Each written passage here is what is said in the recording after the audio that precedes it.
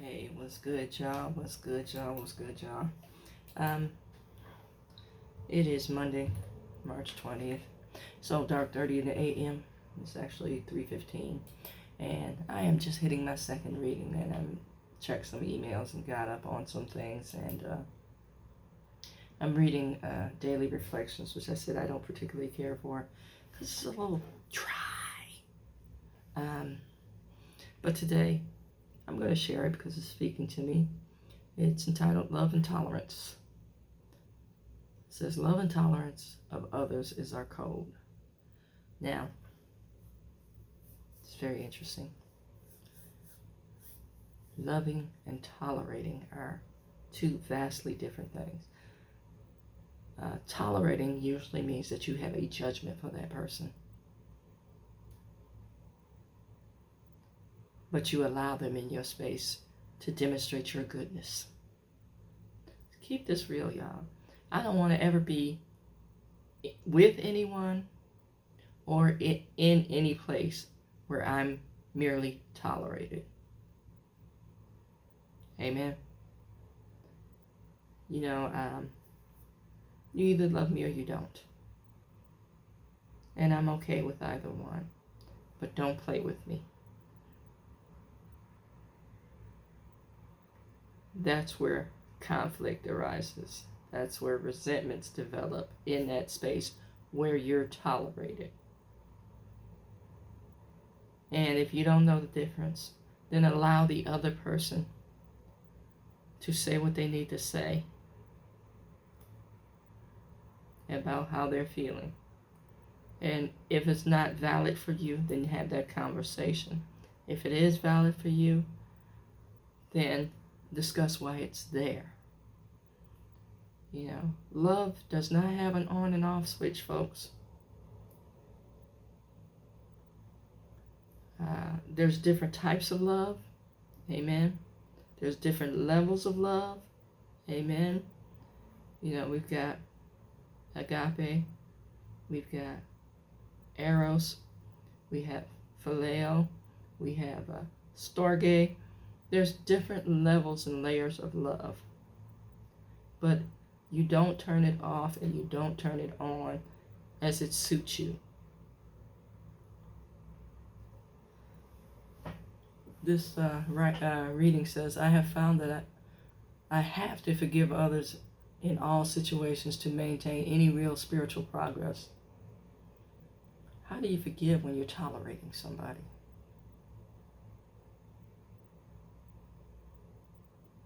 Forgiving, you never really cared for them in the first place. So, excuse me, where does the offense come in?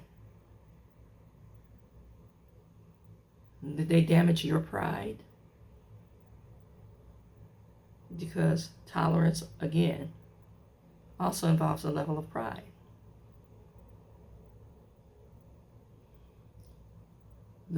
The vital importance of forgiving may not be obvious to me at first sight, but my studies tell me that every great spiritual teacher has insisted strongly upon it. Okay, again, this reading, every great spiritual teacher has insisted upon forgiving. But is that in your heart?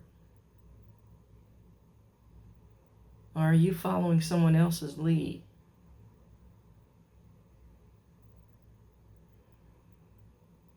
And then we have the classic, I forgive, but I don't forget. Well, you're not forgiving. Hate to break it to you. Because the godly example is, if I forgive, I never bring that thing up because it no longer exists. We have a lot of sayings that we've adopted into, I want to say, our everyday lives that we don't consistently apply, or we apply with brute force, cherry picking certain aspects of the gospel, cherry picking the word to reinforce our positions. Amen. or lack thereof.